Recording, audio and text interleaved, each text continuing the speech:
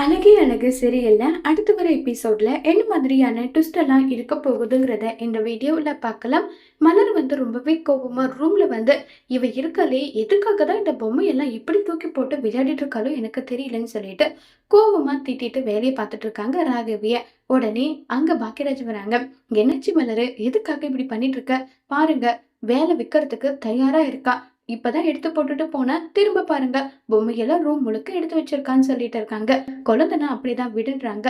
ஆமாங்க, குழந்தைனா அப்படிதான். இந்த வீட்டுல வேலை செய்யறதுக்கு தான் நான் தயாரா இருக்கேன்ல, அப்ப எந்த வேலை எப்படினாலும் யாருனாலும் வைக்கலாம் அப்படித்தானேன்னு சொல்லிட்டு பேசுறாங்க. இத கேட்டதும் பக்ரஜ் என்னாச்சு மலரு சொல்லுன்றாங்க. இன்னைக்கு என்ன நடந்தது தெரியுமா?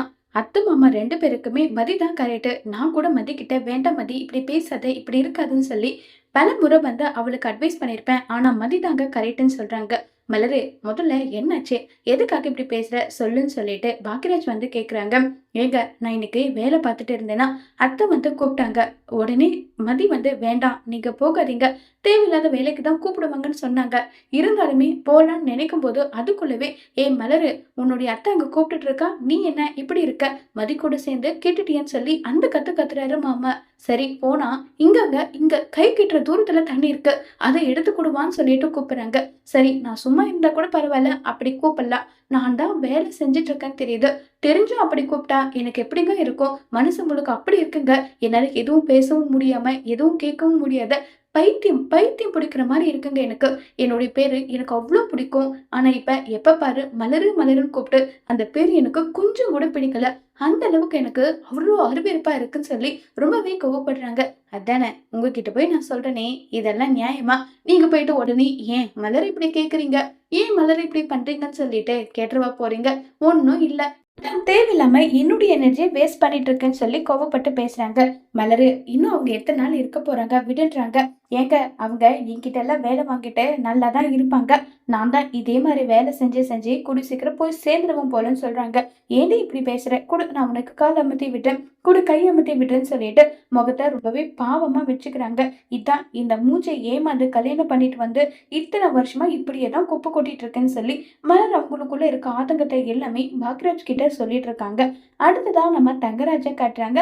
தங்கராஜு ரேவதி வராங்க. உடனே ரேவதி தங்கராஜ் கிட்ட, ஏங்க, அண்ணனுக்கு ப்ரொமோஷன் கிடைத்த விஷயத்த வீட்டுல அண்ணன் சொல்லலைன்னா அதுக்கு கண்டிப்பா காரணம் இருக்கும். எதுக்காக நீங்க பேசி அந்த விஷயத்த பெருசாக்க வேண்டாம், விட்டுடுங்கன்னு சொல்றாங்க. உடனே தங்கராஜ் சிரிச்சுக்கிட்டே வராங்க.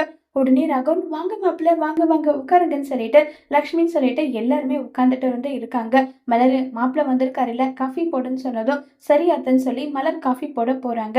சுரேஷ் மாமா, கார் சவுண்ட் கேட்டது, எனக்கு தெரியும் நீங்க தான் வருவீங்கன்னு சொல்லிட்டு, என்ன சுரேஷ், 1000 தான் இருந்தாலும் நீ போலீஸ்காரன் இல்லையான்னு சொல்லிட்டு ரொம்பவே சந்தோஷமா பேசிட்டு இருக்காங்க. ரேவதிக்கு என்ன பண்றதுனே தெரியல. உடனே ரேவதி மலர் கூட போயிட்டு, அண்ணி, அண்ணனுக்கு ப்ரொமோஷன் கிடைச்ச விஷயம் வீட்டுல யாருக்கும் தெரியாது தானே?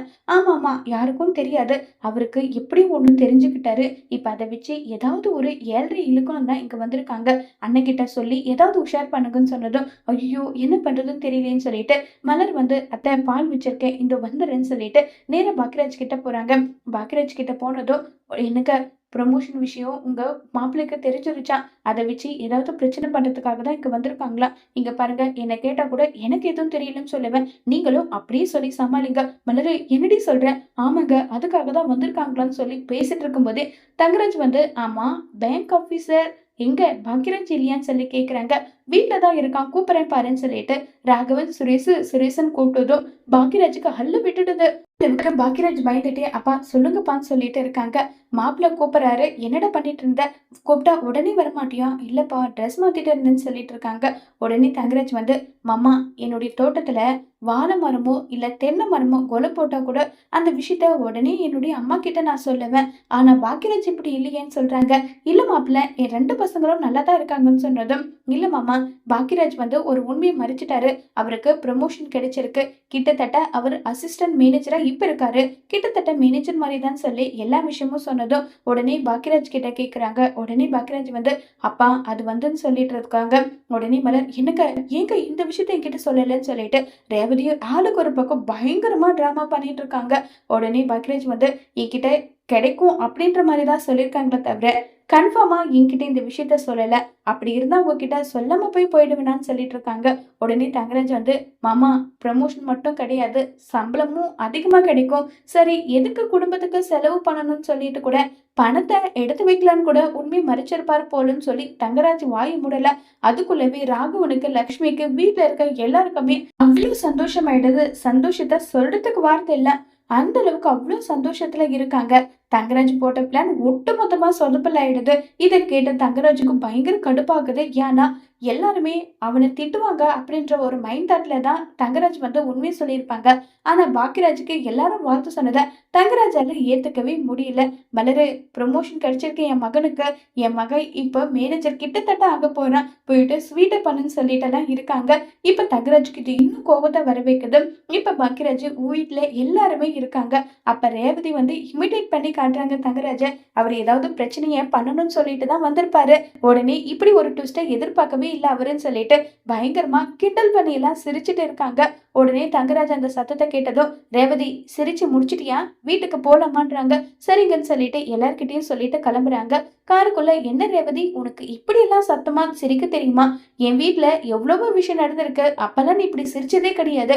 இந்த அளவுக்கு சத்தமா நீ சிரிக்கிறேன்னு சொல்றாங்க. அப்படியே சிரிச்சுட்டாலும் ரசிச்சுட்டு தான் மறு வேலை பார்ப்பாருன்னு சொல்லி ரேவதி நினைக்கிறாங்க. ஆமா, எதுக்காக நீ அவ்வளவு சத்தமா சிரிச்சுட்டு இருந்த?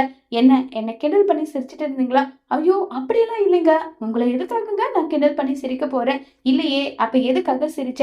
இல்லைங்க, அண்ணனுக்கு ப்ரமோஷன் கிடைச்சது இல்ல, அதனாலதான் சிரிச்சேன். இங்க பார், இத்தனை வருஷமா உன்கிட்ட குப்பை கொட்டுறேன், எனக்கு தெரியாதா நீ எதுக்கு சிரிச்ச என்ன ஏதுன்னு சொல்லிட்டு சொல்ல முடியுமா முடியாதான்றாங்க. அண்ணன் ஒரு ஜோக் சொல்லிச்சுங்க, அதனாலதான் சிரிச்சேன்னு சொல்லி அப்படியே பேச்சை மாத்திடுறாங்க.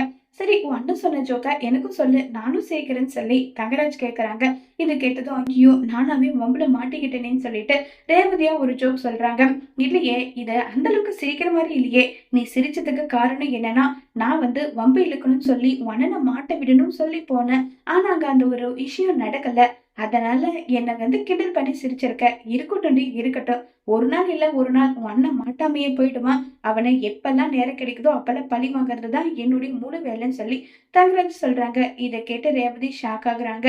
இப்ப தங்கராஜ் திரும்ப பாக்கியராஜ பழி வாங்க என்ன செய்ய போறாங்க?